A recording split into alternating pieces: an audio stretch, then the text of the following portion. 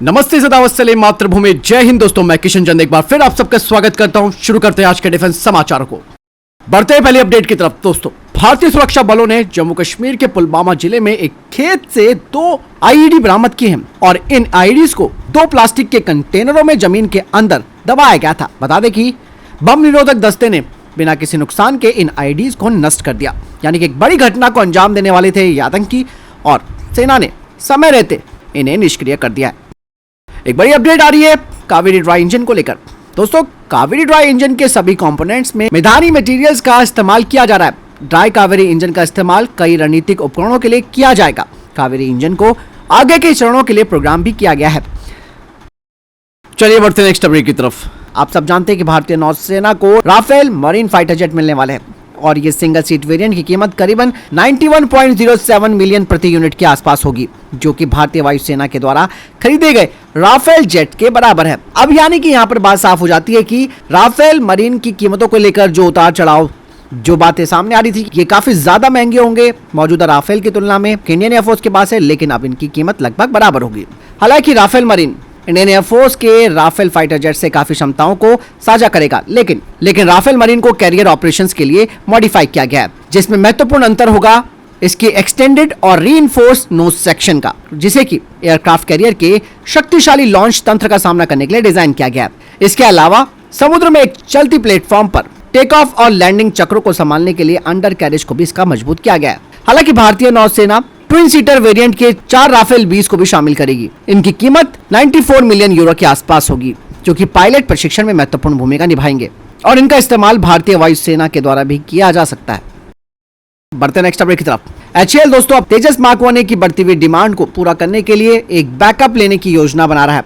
दरअसल HAL LCA तेजस mark 1 fighter jet के उत्पादन में तेजी ला रहा है, जिसका लक्ष्य सालाना 24 विमान बनाना है। HAL के प्रमुख की तरफ से कहा गया है कि इससे भारत के लड़ाकू ताकत में काफी वृद्धि होगी और इससे पहले HAL कॉन्ट्रैक्टेड शेड्यूल के तहत हर साल तेजस मार्क 1 जेट के उत्पादन दर के साथ काम करता था, लेकिन नई योजना जिसे कि एनहांस डिलीवरी शेड्यूल कहा जा रहा है, वो HAL की मौजूदा 3 प्रोडक्शन फैसिलिटी का लाभ उठाती है। 2 बेंगलुरु लाइनें जो प्रत्येक 8 विमान बनाती है और नासिक में एक समान क्षमता वाली नई लाइन, और इन सबको जोड़ा जाए तो HAL साल में 24 फाइटर जेट बनाने के लक्ष्य तक पहुंचेगा। इसके अलावा दोस्तों, इस आंतरिक विस्तार के अलावा और भी कुछ काम HAL के द्वारा किया जा रहा है, जिसमें कि HAL रणनीतिक रूप से जो निजी भारतीय कंपनियां हैं उन्हें शामिल कर रहा है। इन कंपनियों को तेजस मार्क 1 के जो मुख्य कंपोनेंट्स हैं उनके निर्माण का काम सौंपा जाएगा, जिसमें कि आगे का धड़ यानी कि फ्रंट फ्यूजलाज, सेंटर फ्यूजलाज और रियर फ्यूजलाज शामिल है। इसके अलावा 4 अतिरिक्त फुल स्ट्रक्चर्स भी प्राइवेट कंपनियां तैयार करेंगी। इससे 2 फायदे मिलने वाले हैं। सबसे पहले निजी उद्योग की भागीदारी प्रोडक्शन को और सुव्यवस्थित करेगी और इससे 28 फाइटर जेट हर साल तैयार हो सकेंगे। बढ़ते नेक्स्ट अपडेट की तरफ। दोस्तों, एक खबर आई है जिसमें कहा जा रहा है कि यूक्रेनी सेना ने पहली बार रशिया के अंदर एक एयरबेस पर उनके नए सुखोई 57 फाइटर जेट को निशाना बनाया है। हालांकि इस हमले की पुष्टि अब कर दी गई है। कुछ जो रशियन ब्लॉगर्स हैं उन्होंने भी इस बात की पुष्टि की है, लेकिन यह नहीं बताया गया कि Su-57 को किस तरीके से निशाना बनाया गया। ऐसे में कहा यह जा रहा है कि किसी ड्रोन से इस फाइटर जेट को निशाना बनाया गया होगा, क्योंकि जो सैटेलाइट तस्वीरें सामने आई है उसमें देखा जा रहा है कि इस फाइटर जेट के चारों तरफ गड्ढे हैं, जो कि संभावित ड्रोन अटैक की संभावना को दर्शाते हैं। वही रशिया के जो ब्लॉगर्स हैं उनका कहना है कि Su-57 फाइटर जेट को छर्रे लगे थे। नुकसान का आकलन किया जा रहा है ताकि ये देखा जा सकता है कि इनकी मरम्मत की जा सकती है या नहीं। यानी कि उन्होंने माना कि ये Su-57 का पहला युद्ध नुकसान होगा।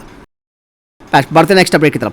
हिंदुस्तान एरोनॉटिक्स लिमिटेड हाल ही में मिले ऑर्डर के बाद 12 Su-30 MKI multi role fighter जेटों का निर्माण करने जा रहा है। ये विमान इंडियन एयरफोर्स की ताकत को बढ़ाएंगे। दरअसल सुखोई 30 MKI का निर्माण रूस के यूनाइटेड एयरक्राफ्ट कॉर्पोरेशन के लाइसेंस के तहत किया गया है, जिसमें HAL के उत्पादन के लिए पर यूनिट कॉस्ट जो है वो $70.3 मिलियन की होती है। ऐसे में इंडियन एयरफोर्स के एक वरिष्ठ अधिकारी ने कहा कि रूसी निर्मित मॉडल सिर्फ $42.15 मिलियन की कीमत पर आते हैं, जबकि ये काफी महंगे हैं, जिन्हें की भारत में तैयार किया जा रहा है। हालांकि कीमत में ये जो असमानता देखी जा रही है उसका सबसे बड़ा कारण है स्वदेशीकरण का स्तर का। इंडियन एयरफोर्स के रिटायर्ड ऑफिसर ने बताया कि HAL के द्वारा निर्मित सुखोई 30 MKI फाइटर जेट में केवल 51% स्वदेशी सामग्री लगी है, यानी कि शेष 49 पुर्जे और सामग्री रशिया से मंगाई जाती है। इसके अलावा रूस पर निर्भरता कच्चे माल से भी परे है, जिसमें कि टाइटेनियम ब्लॉक फोर्जिंग, एल्यूमिनियम और स्टील प्लेट और यहाँ तक कि नट बोल्ट और स्क्रू जैसी कम तकनीक वाली जो वस्तुएं हैं वो भी इसमें शामिल है। HAL सुखोई 30 MKI बेड़े की सर्विसिंग और ओवरहॉल के लिए भी रशिया पर निर्भर है। हालांकि भारत सरकार इस सारे पॉइंट्स को जानती है और इस क्षेत्र में आत्मनिर्भरता के लिए कई कदम उठा रही है और सुखोई 30 MKI प्रोग्राम दोस्तों इंडियन एयरफोर्स की क्षमताओं के लिए काफी महत्वपूर्ण भूमिका निभाता है। इसीलिए इसके लिए घरेलू उत्पादन क्षमता को मजबूत करना काफी जरूरी है।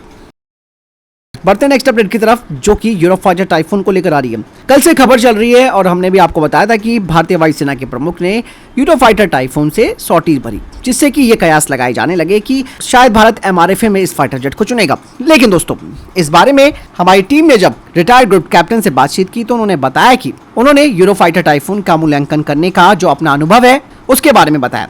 उन्होंने कहा कि राफेल के शामिल होने से पहले हमने इस मूल्यांकन को किया था, जिसमें कि टाइफून को उड़ाना और नकली युद्ध में शामिल होना था।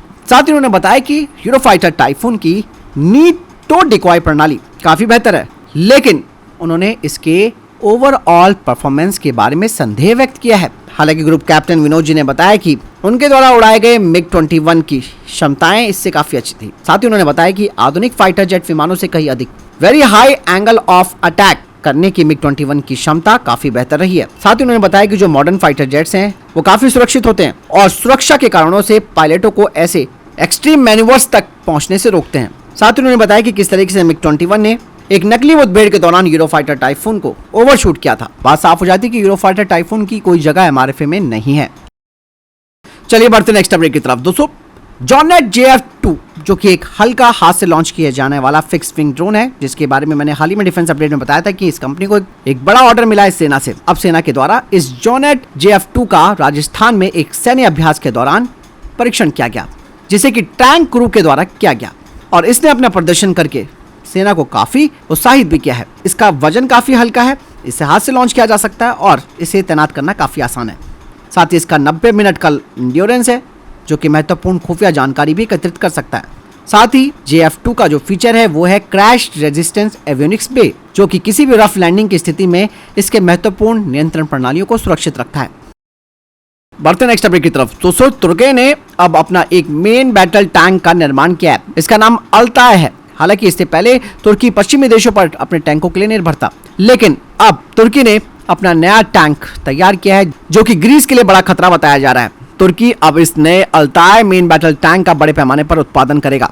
हालांकि एक बड़ा टैंक है ये, इसका वजन 65 टन है, जो कि अमेरिकी M1 अब्राम के बराबर है। इसमें 1500 हॉर्स पावर का डीजल इंजन लगा है और इसके साथ साथ MKE 120 mm laser guided smooth bore gun tank का मेन हथियार होगा। इस टैंक की स्पीड 45 से 70 किलोमीटर प्रति घंटा है। इसकी ऑपरेशनल सीमा 450 किलोमीटर है। अगर इसकी पर यूनिट कॉस्ट की बात की जाए तो करीबन $13.75 मिलियन की है। चलिए बढ़ते नेक्स्ट अपडेट की तरफ दोस्तों। इसरो अब तीसरे और अंतिम रीयूजेबल लॉन्च व्हीकल का फाइनल परीक्षण करने वाला है। रीयूजेबल कहा जा रहा है कि इस मिशन के साथ कठिनाई के स्तर को धीरे धीरे बढ़ाया जा रहा है और इसका नाम पुष्पक है। बढ़ते नेक्स्ट अपडेट की तरफ। अनामिका बी राजीव ने नौसेना की पहली महिला हेलीकॉप्टर पायलट बनकर इतिहास रचा है। उन्होंने नौसेना के हेलीकॉप्टर पायलट के रूप में स्नातक की उपाधि प्राप्त कर ली है। भारत की under water robotic company crochet technologies ने अपना जल सीमा रिमोटली ऑपरेटेड व्हीकल का अनावरण किया है, जिसकी डेप्थ क्षमता 300 मीटर है, जो कि अंडर वाटर इंस्पेक्शन और मेंटेनेंस कर सकती है। बढ़ते नेक्स्ट अपडेट की तरफ। नेशनल एरोस्पेस लैबोरेटरीज अब full scale high altitude platform का लॉन्च 2025 के एंड में करेगी। इसके अलावा एक क्वेश्चन मैं आपसे पूछना चाहूंगा कि आखिरकार अमेरिका ने भारत के आर्म्ड अवेंजर ड्रोन के प्रस्ताव को अस्वीकार क्यों किया था? कमेंट सेक्शन में लिखकर जरूर बताइएगा। तो फिलहाल ये थे अभी तक के टॉप डिफेंस अपडेट्स। वीडियो के सामने कोई प्रश्न जवाब है, आपको कोई सवाल है, कमेंट सेक्शन में लिखकर जरूर पूछ सकते हैं। वीडियो को लाइक और शेयर जरूर कीजिएगा। जय हिंद, वंदे मातरम।